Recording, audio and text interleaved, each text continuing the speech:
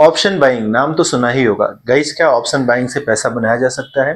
ये बहुत सारे लोगों के मन में क्वेश्चन आता है कि ऑप्शन बाइंग से पैसा बनाना क्या इजी है? क्या हम ऑप्शन बाइंग करके पैसा बना सकते हैं या ऑप्शन सेलिंग से?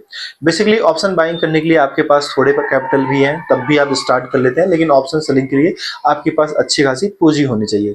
तो ज्यादातर लोग क्या करते हैं, ऑप्शन बाइंग से अपनी जर्नी स्टार्ट करते हैं। हाँ, अगर आपने पैसा कमा लिया तो बाद में आप ऑप्शन सेलिंग भी करना स्टार्ट कर देते हैं। लेकिन ऑप्शन बाइंग क्या इतना आसान है? क्या वहां से आसानी से पैसे बनाए जा सकते हैं? क्योंकि बहुत सारे लोग जो ट्रेडिंग करते हैं, जो इस प्लेटफॉर्म पे आते हैं, यानी किसी भी डीमेट अकाउंट, किसी प्लेटफॉर्म पे डीमेट अकाउंट जाके ओपन करते हैं और अपना फ्यूचर एंड ऑप्शन स्टार्ट करते हैं, ज्यादातर लोग उनमें से वही होते हैं जो यूट्यूब पे दूसरे के वीडियोस को देखते हैं कि हम आज 500 रुपए बना लिया, आज 1000, 10,000, 15,000, 70-60,000 रुपए हमने बना लिया कुछ पैसे लगा के। उनके वीडियोस को देख के लोग मोटिवेट होते हैं और फटाफट अपना डीमेट अकाउंट बनाते हैं और बिना कुछ सोचे समझे, बिना कुछ ज्यादा कुछ जाने समझे, छोटी मोटी नॉलेज लेके, थोड़ी मोटी जानकारियां लेके ऑप्शन ट्रेडिंग करना स्टार्ट कर देते हैं और फिर उनको सामना करना पड़ता है एक अच्छे खासे लॉस का। अगर इसमें आपकी लत लग गई तो आपको ये लॉस बहुत बड़ा नुकसान हो सकता है। अगर आप बिना नॉलेज के इसमें कूदते हैं तो बिना नॉलेज के कोई भी काम करोगे तो उसमें फेल होने के चांसेस बहुत ज्यादा रहेंगे। आपके पैसा कमाने के जो चांसेस हैं, यानी पास होने के चांसेस हैं गाइस, वो बहुत पॉइंट में परसेंटेज होंगे। फेल होने के चांसेस आपके बढ़ जाते हैं। और मोस्टली यही होता है कि हम यूट्यूब पे वीडियोस देख लिए, बहुत सारे लोग हैं जो लाइव ट्रेडिंग कर रहे हैं या अपने ट्रेडिंग के वीडियोस डेली शेयर करते हैं कि आज हमने इतना प्रॉफिट बनाया, आज हमने इतना। लेकिन गाइस ध्यान देना, लॉस का जो वीडियो होता है वो बहुत कम ही लोग शूट करते हैं या लॉस के वीडियोस कम लोग अपलोड करते हैं, या कुछ लोग करते भी हैं तो उनका अगर आप देखेंगे ट्रेडिंग तरीका कि वो ट्रेडिंग किस तरीके से कर रहे हैं, तो वो भी रैंडमली करते हैं, वो भी उसी तरीके से करते हैं। कुछ एनालिसिस करते हैं जो उनको पता है, सपोर्ट रजिस्टेंट उन पे काम करके ट्रेडिंग करते हैं, बाद में उनको लॉस रहता है तो बोलते हैं कि आज का ऐसा वैसा कुछ भी रीजन देके उस वीडियो को फिनिश करते हैं। तो गाइज एक ऐसी जर्नी है कि अगर आप ऑप्शन बाइंग करते हैं, बेसिकली आज का वीडियो ऑप्शन बाइंग के लिए है। अगर आप ऑप्शन बाइंग करने के लिए सोच रहे हैं तो सबसे पहले आप एक डीमेट अकाउंट बनाते हैं, एक जेन्युइन प्लेटफॉर्म पे जाके अपना डीमेट अकाउंट ओपन करें। उसके बाद गाइस सबसे पहले आप नॉलेज गेन करें। ऑप्शन बाइंग के लिए हमें क्या क्या करना होता है, क्या क्या जानकारियां होनी, वो सारी जानकारियां आप जाके प्रॉपर तरीके से यूट्यूब पे बहुत सारे लोग के मास्टर क्लासेस पढ़े हैं, जाके उनकी क्लासेस अटेंड करो कि हम ऑप्शन बाइंग करेंगे तो इसके लिए क्या क्या करना पड़ता है।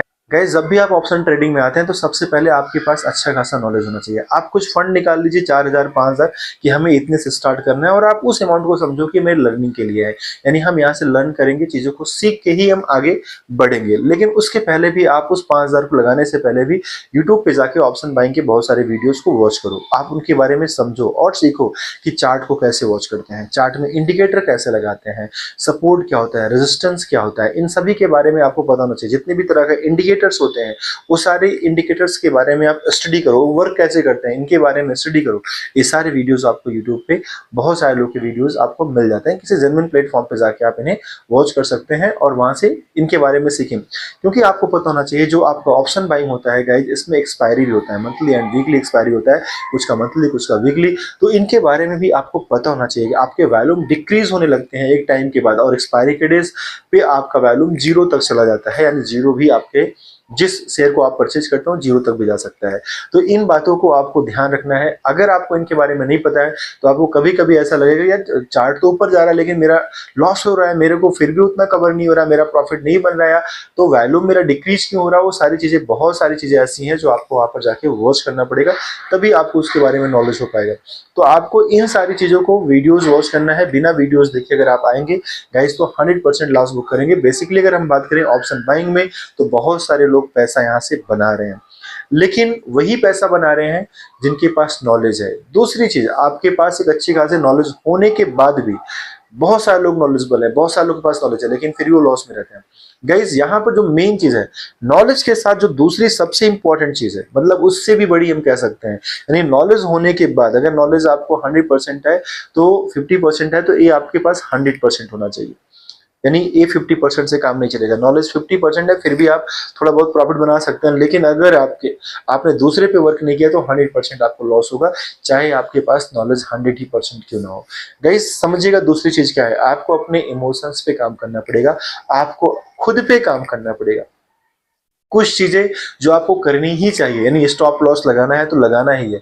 अगर हमें लॉस भी बुक हो रहा है तो लॉस एक लिमिट तक बुक करना है, एक बड़ा लॉस नहीं बुक करना है कि कल की ट्रेडिंग हम ना कर पाए।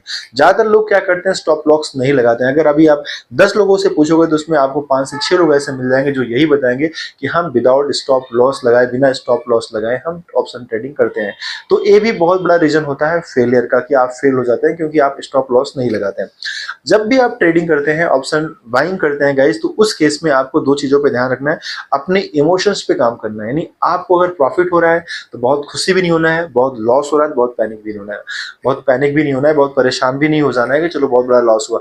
लेकिन लॉस की एक लिमिटेशन होना चाहिए। आप कितना लॉस सह सकते हो ये आपको खुद से डिसाइड करना पड़ेगा। अगर आप 5,000 रुपए से ट्रेडिंग कर रहे हो और आपने डिसाइड कर रखा है कि प्रॉफिट मुझे 700-800 रुपए लेना है, तो गाइस लॉस को डिसाइड कर लो कि 300 से 400 रुपए के आगे हमें लॉस नहीं बुक करना है, उतने पे अपना स्टॉप लॉस लगाओ।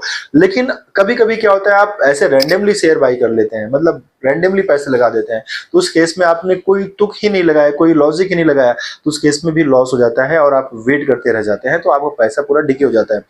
गाइज हमें भी जब भी ट्रेडिंग करना है, कोशिश करना है दिन भर में 2 से 3 ट्रेडिंग करें, उसके ऊपर हम ट्रेडिंग ना करें। ज्यादा ट्रेडिंग करोगे तो आपका ब्रोकरेज इतना आ जाएगा कि जो आप प्रॉफिट कमाओगे वो भी पैसा आपका ब्रोकरेज में चला जाएगा। ट्रेडिंग हम गाइज तभी करेंगे जब मार्केट हमारी रेंज में आएगा। वो आपको पहले से डिसाइड करना है कि कब हमें ट्रेड को लेना है।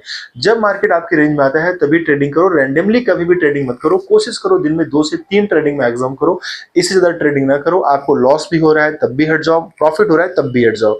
नहीं तो कभी कभी क्या होता है, अच्छा खासा प्रॉफिट बुक करने के बाद भी आप लास्ट ट्रेड में पूरे प्रॉफिट को आप लॉस में कन्वर्ट कर लेते हैं। तो ये चीजें होनी चाहिए। अगर आपने हैबिट पे काम कर लिया, नॉलेज है, तो आप ऑप्शन ट्रेडिंग करने के बारे में सोचना। गाइस अगर आपके पास सिर्फ नॉलेज है, इमोशंस पे बिल्कुल भी आपकी पकड़ नहीं है, तो ऑप्शन ट्रेडिंग में मत आइएगा। स्टॉक वगैरह में इन्वेस्ट करिए, बट ऑप्शन ट्रेडिंग में मत आइएगा, ऑप्शन बाइंग मत करिए। आई होप कि वीडियो आपके लिए हेल्पफुल रही होगी। अगर गाइज आपको इस वीडियो से थोड़ा भी सपोर्ट मिला, हेल्प मिला, तो आप मुझे जरूर सब्सक्राइब करिएगा। मिलेंगे नेक्स्ट वीडियो में एक नए टॉपिक के साथ। Thank you.